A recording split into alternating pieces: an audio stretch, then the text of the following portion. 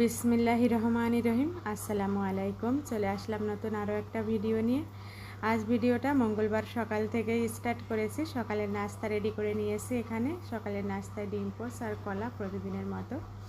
এখন আমরা নাস্তা করে নিব। নাস্তা করে ঘরের কাজকর্ম শেষ করে এখন দুপুরে রান্নাতে চলে এসেছি। আলহামদুলিল্লাহ কী কী রান্না করব সব কিছু রেডি করে নিয়েছি। এখানে হচ্ছে পেঁয়াজ কুচি করে নিয়েছি, তারপরে হচ্ছে পটল হচ্ছে ফ্রাই করব, সেজন্য পটলটাকে কেটে ম্যারিনেট করে নিয়েছি। আর হচ্ছে শিং মাছও ফ্রাই করব, সব কিছু রেডি করে নিয়েছি। আর এখানে মশলাও রেডি করে নিয়েছি। আর প্রথমে ভাতটাকে বসিয়ে দিয়েছি। আর ভাত বসানোর আগে হচ্ছে আমি ডাল বসিয়েছিলাম, ডালটাকে সিদ্ধ করে নিয়েছি। আর এখন ভাতটা হয়ে গেলে বাকি রান্নাগুলাও করে নিব, যেহেতু লাইনের গ্যাসে অনেক সমস্যা, একটা চুলাতেই রান্না করে নিতেছি। আর এখানে ডালটা সিদ্ধ করে নিয়েছি, এরপরে পানি দিয়ে তারপরে হচ্ছে বাগার দিয়ে নামিয়ে নিব। তারপরে দুপুরের খাওয়া দাওয়া করব। খাবারটা টেবিলে সার্ভ করে নিয়েছি। আলহামদুলিল্লাহ রান্নাবান্না শেষ করে এখন গোসল নামাজ শেষ করে দুপুরের খাওয়া দাওয়া করব। আজ দুপুরের খাবারে ছিল হচ্ছে শিং মাছ ফ্রাই করেছিলাম, তারপরে হচ্ছে পটল ফ্রাই করেছি, আর পটলের চোচাটা ভর্তা বানিয়েছি, আর পাতলা হচ্ছে মসুরির ডালটা রান্না করে নিয়েছি। আলহামদুলিল্লাহ সব খাবারগুলাই হচ্ছে মজার ছিল। আর এই ভর্তাটা খেতে অনেক ভালো লেগেছিল। এখানে পটল ভাজি তারপরে হচ্ছে মাছ ভাজি করে নিয়েছিলাম। এখন হচ্ছে দুপুরে খাওয়া দাওয়া করে নিব।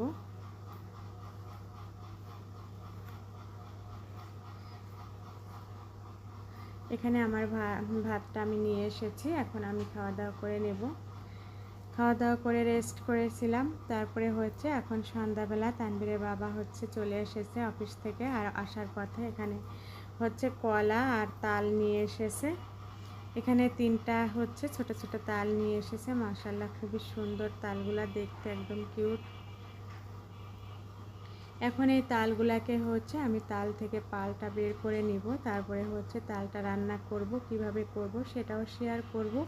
আশা করি ভিডিওটা ভালো লাগবে। আর ভালো লাগলে অবশ্যই লাইক কমেন্ট শেয়ার করবেন। বেশি ভালো লাগলে চ্যানেলটিকে সাবস্ক্রাইব করবেন, অল বাটন প্রেস করবেন, লাইক দিবেন। আর এখানে হচ্ছে কলাও নিয়ে এসেছে, কলাগুলাও বের করে নিয়েছি। এখন তাল থেকে হচ্ছে তালের এই মুখাটা ছাড়িয়ে নিব, তারপরে খুব ভালোভাবে পানি দিয়ে ধুয়ে পরিষ্কার করে নিয়েছি। এখন চোচাগুলাও ছাড়িয়ে নিব। এরপরে তাল থেকে তালের পালটা বের করে নিব। তারপরে হচ্ছে আমি জাল করতে বসিয়ে দিয়েছি, আর একটা বড় পাতিলে দিয়েছি। তাল কিন্তু অনেক ছিটে। এরপরে আমি কিছু নারিকেল কুচি দিয়েছি, স্বাদ মতো লবণ দিয়েছি, আর এখানে এখন একটা কনডেন্স মিল্কের সম্পূর্ণটা দিয়ে দিলাম। দিয়ে আরও কিছুক্ষণ জাল করে একদম ঘন করে নিয়েছি। এখন এটাকে আমি নামিয়ে নিব, নামিয়ে ঠান্ডা হতে দিব। মাশাআল্লাহ খুবই সুন্দর একটা কালার এসেছে, আর খুব সুন্দর ফ্লেভার। আর যেহেতু এখানে দুধ দিয়েছি, কালারটা খুবই সুন্দর এসেছে।